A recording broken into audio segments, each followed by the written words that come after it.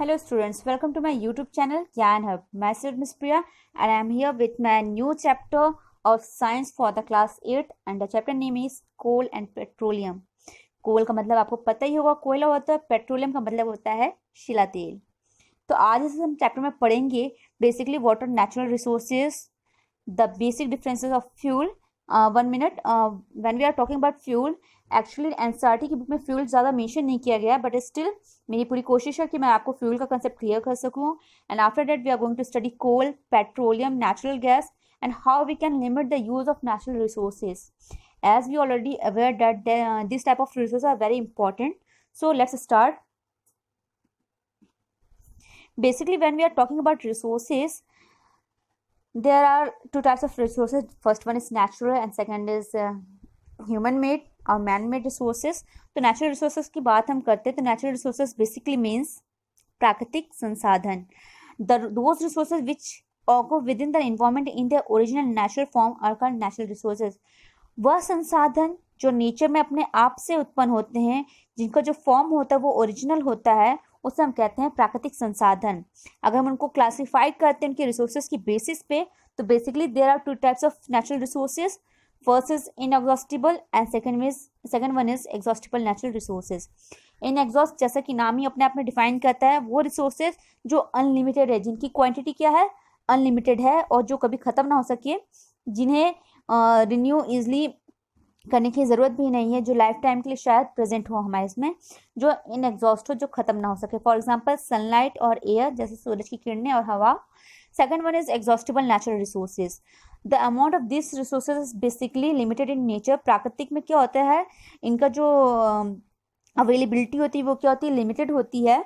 मतलब ये टोटली ये तो है कि एग्जॉस्टिबल नहीं होते, बट हाँ इन्हें काफ़ी टाइम लगता है दोबारा उत्पन्न होने में, तो कहीं ना कहीं एग्जॉस्टिबल कैटेगरी में रखा जाता है. अगर हम इनका एग्जांपल लेते हैं तो like forest, wild life, mineral, coal, petroleum, natural gas, that type of resources is known as exhaustible natural resources. Okay, so fuel. What is fuel? The material that provide useful energy on burning in oxygen are called fuels. ईंधन क्या होते हैं, basically वो चीज़ें होती हैं, वो material होते हैं जो हमें एनर्जी प्रोवाइड करते हैं जब हम उन्हें जलाते हैं ऑक्सीजन के प्रेजेंस में. ठीक है ना. नॉर्मली ये फ्यूल्स होते हैं, हम अपने डोमेस्टिक यूज़ भी करते हैं, और इनकी अगर हम क्लासिफिकेशन देखते हैं तो ये 3 टाइप्स के होते हैं. First one is solid, second is liquid, and the third one is gaseous. Okay, basically there are 3 types of fuels. First one is solid fuel, second is liquid fuel, and third one is gaseous fuel. ये NCERT से थोड़ा सा हटके है, क्योंकि कुछ books में आपको फ्यूल्स पढ़ने के लिए मिलेगा whenever you guys are studying about coal and petroleum, so that's why I'm just explaining here. तो सॉलिड फ्यूल में हम किसे ले सकते हैं, वुड को ले सकते हैं, या फिर वो काउडंग को ले सकते हैं. क्यों? क्योंकि हम क्या करते हैं, काउडंग आपको पता ही होगा कि जो गाय का जो गोबर होता है उससे हम लोग क्या कहते हैं कि कंडे बनाते हैं, जो नॉर्मली हम लोग खाना बनाने में यूज़ करे जाते हैं विलेज एरियाज़ में. तो वो हो जाएगा. लिक्विड में आपका पेट्रोल, डीजल हो जाएगा. ठीक है ना. गैस में आपकी एलपीजी, लिक्विफाइड पेट्रोलियम गैस, जो हम लोग अपने डे टू डे लाइफ में यूज़ करते हैं खाना बनाने के लिए, एंड अदर यूजेस ऑल्सो. तो अगर हम क्लासिफिकेशन फ्यूल्स की अगर हम बात करते हैं तो ये 3 तरह के होते हैं. Okay, now comes here characteristics. Okay, the first one is high heat value. इसकी कैरेक्टरिस्टिक की पहचान क्या, इसकी विशेषताएं क्या है कि ये हाई हीट वैल्यूज, इसकी कैल्सिक वैल्यू क्या होती है, हाई होती है. It doesn't provide any produce any harmful product after burning. जलने के बाद ये कोई भी हार्मफुल प्रोडक्ट जो होता है वो फॉर्म नहीं करता है. लाइक अगर हम काउडंग को जलाते हैं, गोबर के क्या कहते हैं कि कंडे को अगर हम जलाते भी हैं तो क्या होता है, उसके बाद जो उसका रेसिड्यू बचता है वो हार्मफुल नहीं होता है, और कहीं ना कहीं वो उसके जो जितने भी लेफ्ट ओवर्स निकलते हैं फ्यूल्स को जलाने के बाद, वो किसी भी तरीके से पॉल्यूशन में क्या कहते हैं कि योगदान नहीं देता है. बट हाँ थोड़ा मोड़ा एयर पॉल्यूशन होता है. It causes minimum air pollution. And the last one is easy to handle, convenient to store. इसे हैंडल करना बहुत ईजी होता है, कुछ भी इसमें आपकी प्रॉब्लम्स क्रिएट नहीं करता है ये, और कन्वीनियंट होता है कि हम उसको ईजी तरीके से क्या कर सके, स्टोर कर सके. So this is the basic information about fuel, and I hope कि आपको समझ में आ गया. Now moving further, after fuel we have to study about fossil fuel. Fossil fuel क्या होते हैं, वो फ्यूल्स होते हैं, वो ईंधन होते हैं जो कहीं ना कहीं काफ़ी टाइम के लिए क्या होते हैं, ज़मीन के अंदर पाए जाते हैं. Fuels that were form from the remains of the dead plants and animals. वो फ्यूल, वो ईंधन जो क्या होते हैं, जो डेड रिमेन्स होते हैं, जो पुराने जानवर जो मरे हुए रहते हैं या जो पौधे जो जमीन के अंदर दब जाते हैं, उनसे जो मिनरल फॉर्म होता है, जो उनसे जो फ्यूल फॉर्म होता है, उसे हम कहते हैं fossil fuels. And somehow these fuels are very important because it took a naturally process to usually happens in natural process, and this process took many several thousand years to form. और इस तरह के जो fossil fuels होते हैं ये form होने में काफ़ी लंबा समय लेते हैं, इसलिए इनका नाम रखा गया है फॉसिल फ्यूल, क्योंकि क्या होते हैं, जो जीवाश्म जो होते हैं, जो मरे हुए जीवाश्म होते हैं, जो जमीन में जाके दब जाते हैं, जमीन की गहराई में दब जाते हैं, और उनसे जो फ्यूल जो उत्पन्न होता है, जो एनर्जी उत्पन्न होती है, उसे हम कहते हैं फॉसिल फ्यूल्स. और इन्हें हम काफ़ी वाइडली डिस्ट्रीब्यूट करते हैं. अगर हम डिस्ट्रीब्यूट की बेसिस पे देखा जाए तो फॉसिल फ्यूल्स की जो टाइप्स होते हैं, जो होता है कोल, पेट्रोलियम एंड नेचुरल गैस. कोल आपको पता है कोयला होता है, पेट्रोलियम आपको मैंने पहले बता दिया है कि पेट्रोलियम को क्या हम कहते हैं, शिला तेल. And after that natural gas मतलब प्राकृतिक गैस जो हमें फॉर्म होती है by the help of fossil fuels. So the first one is coal. And dear students, please अगर आपको ये वीडियो पसंद आए तो इसे लाइक ज़रूर करिएगा और सब्सक्राइब भी करिएगा. और इस चैप्टर को मैंने कोल एंड पेट्रोलियम जो चैप्टर है, मैंने इसको 2 पार्ट में डिवाइड कर दिया है ताकि आपका कंसेप्ट इजिली क्लियर हो सके. Okay, now the topic is coal. Coal is a hard stone like substance generally black in colour. Coal क्या होता है, एक हार्ड सब्सटेंस होता है जो जनरली क्या होता है, कलर में ब्लैक कलर में होता है. और ये कहीं ना कहीं कोल माइंस जो होती है, जो खदान होती है, जो कोयले की जो खदान होती है, इसमें काफ़ी अंदर के एरिया में पाया जाता है. It is one of the fuel use for cooking food. और ये एक तरह का जो फ्यूल जो होता है, जो नॉर्मली खाना बनाने में काम किया जाता है, यूज़ किया जाता है. Earlier it was use in railway engine to produce steam to run engine. It also use in thermal power plants to produce electricity. Coal is also use as fuel in west industries. अगर हम इनके earlier uses देखते हैं तो पहले इनका इस्तेमाल किया जाता था, जो भाप वाली जो गाड़ियाँ होती थी, जो इंजन की हेल्प से चलती थी, उनमें क्या किया जाता था, उनमें इसका इस्तेमाल किया जाता था. और उसके बाद थर्मल पावर प्लांट्स जो होते हैं, जहाँ से इलेक्ट्रिसिटी फॉर्म होती है, उसमें इसका इस्तेमाल किया जाता है. और कुछ इंडस्ट्रीज भी है जो कोयले का इस्तेमाल करती है बनाने के लिए. यहाँ एनसीईआरटी में आपकी एक स्टोरी भी दी गई है, कहानी बताई गई कोयले की. Let's read. About 300 million ago, the Earth had dense forest in low-lying wetland areas due to natural processes like flooding. This forest got buried under the soil. As more soil deposited over them, they were compressed. The temperature also rose as they sank deeper and deeper. Under high pressure and high temperature, dead plants got slowly converted to coal. As coal contains mainly carbon, the slow process of conversion of dead vegetation to coal is called carbonization. Since it is formed from the remains of the vegetation, coal is also called as fossil fuel. तो क्या बताया जाए कहानी क्या कि तकरीबन 300 million साल पहले क्या हुआ था कि एक बहुत ही हरा भरा घना जंगल था, काफी डेंस फॉरेस्ट था. एक बार उसमें क्या होता है कि नेचुरल प्रोसेस थ्रू उसमें बाढ़ आ जाती है और वो जो फॉरेस्ट होता है वो पूरी तरीके से क्या होता है, सॉइल के अंदर डूब जाता है, दब जाता है. और क्या होता है फिर उसके बाद क्या होता है, जब लेयरिंग होती है तो सॉइल की एक और परत उसके ऊपर दब जाती है. और वो क्या करती है, जितनी भी डेड रिमेन्स प्लांट्स और एनिमल्स उस जंगल में थे वो सब के सब कंप्रेस होके और जमीन के अंदर दफन हो जाते हैं. और जैसे जैसे टेम्परेचर बढ़ते जाता है और वो और नीचे दबते जाते हैं और क्या होते हैं कि वो कन्वर्ट हो जाते हैं कोल में.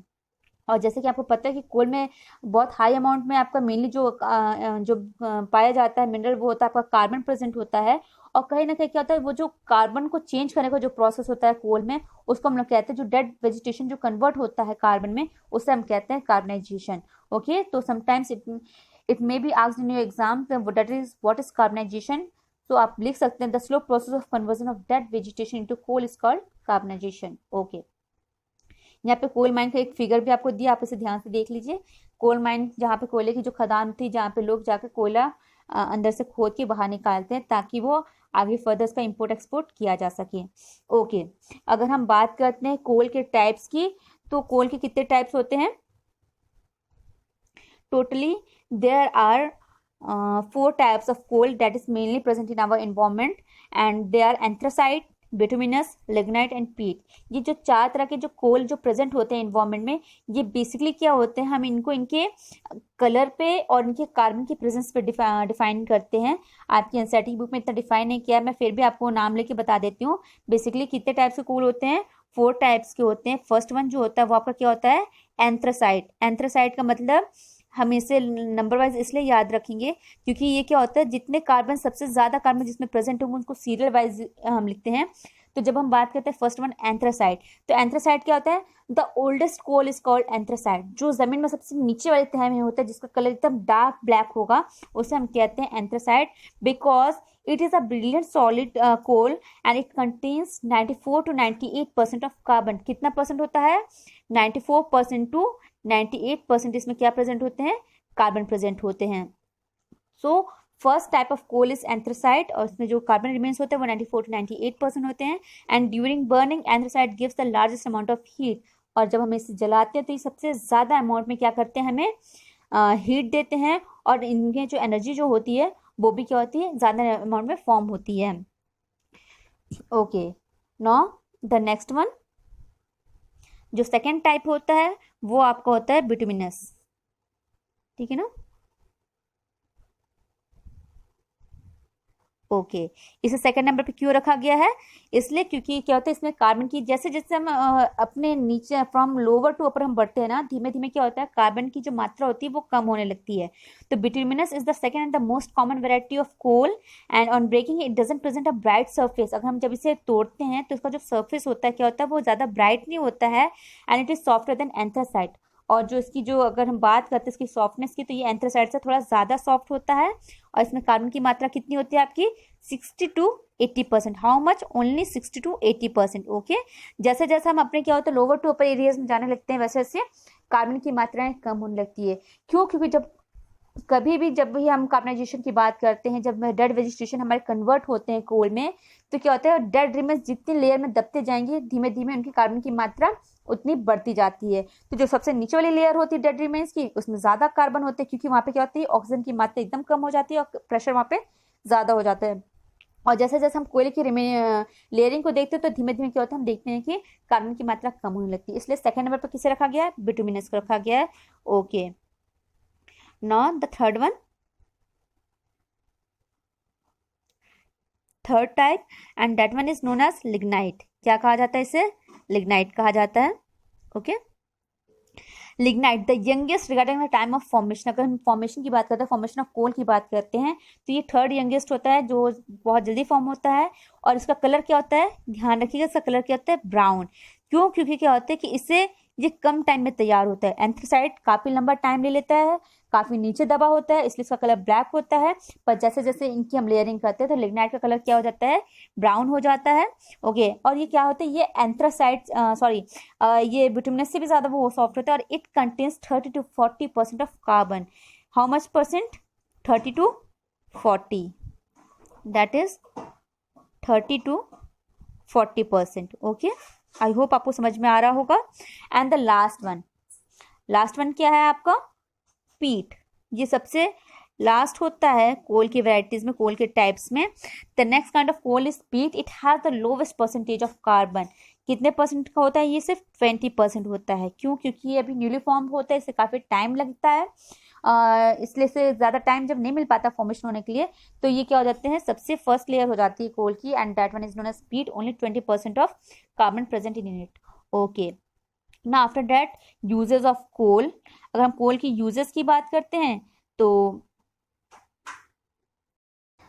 ये होता है कि कोल के काफ़ी यूज़, हम एज अ फ्यूल इसे यूज़ कर सकते हैं, उसे अदर फॉर्म में हम कन्वर्ट भी कर सकते हैं, जैसे कोल गैस हो गया, इलेक्ट्रिसिटी हो गई, या ऑयल में भी यूज़ कर सकते हैं। It is also use to manufacture many organic compounds, and it is use as a reducing एज इन इंडस्ट्रीज। जब हम कभी एक्सट्रैक्शन वगैरह करते हैं, मेटल्स वगैरह का जब निकाल करते हैं, तो कहीं ना कहीं इसका इस्तेमाल किया जाता है। अच्छा, नाउ प्रोडक्ट्स ऑफ कोल, मतलब जब कोल की फॉर्मेशन करते हैं तो कौन से प्रोडक्ट फॉर्म होते हैं, तो बेसिकली 4 प्रोडक्ट फॉर्म होते हैं।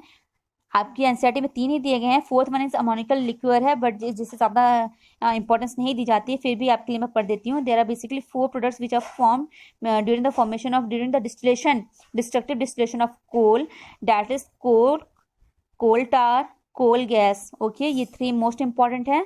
तो जब हम डिस्ट्रक्टिव डिस्टिलेशन के थ्रू जब हम कोल को क्या करते हैं, डिस्ट्रक्टिव डिस्टिलेशन जब उसको डिस्टिल करते हैं, डिस्टिलेशन प्रोसेस के थ्रू जब वो जाता है, तो 3 तरह का प्रोडक्ट फॉर्म करता है।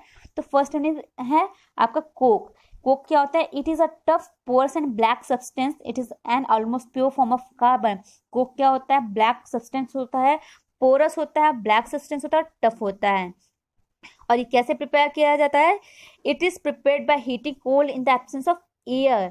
जब हम कोयले को हीट करते हैं, क्या, एब्सेंस ऑफ एयर, मतलब जब हवा मौजूद नहीं हो, जब वहाँ पे हवा जहाँ पे मौजूद नहीं होती वहाँ पे हम उसे हीट करते हैं, और जब कोयला जब हीट हो जाता है हवा के एब्सेंस में, then coal gas and coal tar are eliminated. तो उस टाइम क्या होता है, जो और आपकी जो दो चीज़ें फॉर्म हो रही, कोल टार और कोल गैस, वो क्या होते हैं, वो वहाँ से एलिमिनेट निकाल दिए जाते हैं, and coke left behind as residue. और क्या बचता है, जो उसका रेसिड्यू, जो उसकी राख बचती है, वो क्या बचती है, सिर्फ कोक आपका बचता है, जो एज अ रेसिड्यू होता है, and it is almost pure form. और क्या होता है, ये सबसे प्योरेस्ट फॉर्म होता है कार्बन का। क्यों? क्योंकि इसमें 98% कितना, तकरीबन 98%, हाउ मच, 98% इसमें क्या होते हैं, कार्बन प्रेजेंट होता है। इट इज सो कोक की अगर हम बात करते हैं तो प्योरेस्ट फॉर्म कार्बन का कहा गया, इसीलिए कहा गया क्योंकि 98% इसमें कार्बन प्रेजेंट होता है, और ये किसके एब्सेंस ऑफ एयर में फॉर्म होता है, और इसकी वजह से जो कोल टार और आपका कोल गैस होता है वो क्या हो जाता है, एलिमिनेट हो जाता है।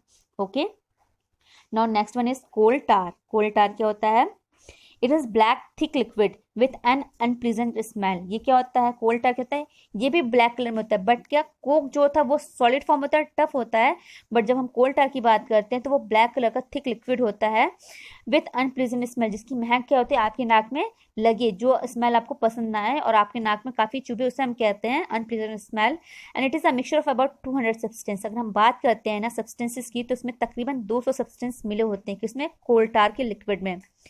Product obtained from coal tar are used as starting material for manufacturing various substances used in everyday life and in industries like synthetic dye। अच्छा, कलरफुल कलर चीज़ें बनाने में इसका इस्तेमाल किया जाता है, ड्रग्स में, एक्सप्लोजिव्स में, परफ्यूम में, प्लास्टिक्स में, इन सब चीज़ों में इनका क्या होता है, कोल टार का इस्तेमाल किया जाता है।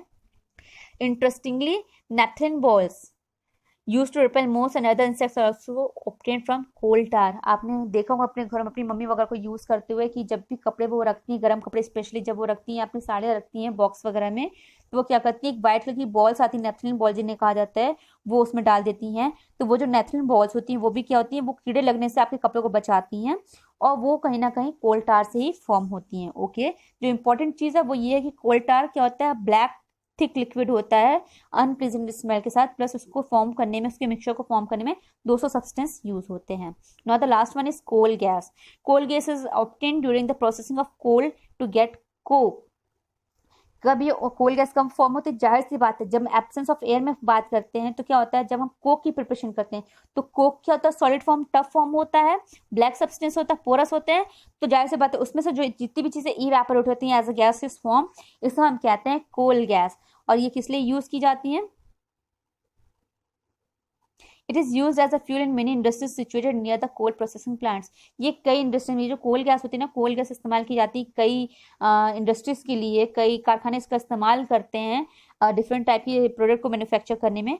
सो बेसिकली कोल यहाँ पर कंप्लीट हो गया है, हमने बात भी कर ली, समझ भी लिया फॉर्मेशन कैसे होता है इसका, अक्रेंस, मतलब एक चीज़ और है कि कोल बेसिकली कहाँ पाया जाता है, जो उनकी हाईलाइटेड एरियाज हैं, जो सरफेस एरियाज में जो अर्थ के पाए जाते हैं, वो आपको हो जाता है Russia, China, USA, UK, Germany. और अगर हम बात करें तो सबसे ज्यादा कोल कहाँ पे पाए जाते हैं, तो वो है आपका Africa and Australia. My dear student please remember, अगर हम बात करते हैं कि सरफेस एरिया, अर्थ के सरफेस एरिया में कहाँ पे है, तो रशिया हो गया, China, USA, UK, Germany. But when it comes to the rich deposit of coal, then the answer is Africa and Australia. Okay, in India the coal mines are located in West Bengal, Orissa, Jharkhand and Madhya Pradesh. ठीक है ना। और अगर हम सबसे ज्यादा कोयले की खदानों की बात करते हैं तो वो झरिया और बोकारो में है, जो झारखंड में है, और रानीगंज इन वेस्ट बंगाल। अगर कोल माइंस की हम बात करते हैं तो आपका वेस्ट बंगाल, उड़ीसा, झारखंड और मध्य प्रदेश हो गया। पर जब largest number of coal mines की हम बात करते हैं तो वो बोकारो झारखंड में और रानीगंज वेस्ट बंगाल में पाया जाता है। This much is okay with today's video, and I hope आपको मेरा वीडियो पसंद आया होगा। इसका सेकंड पार्ट हम कल पढ़ेंगे। जब तक के लिए thank you for watching my video, and please don't forget to like and subscribe my channel।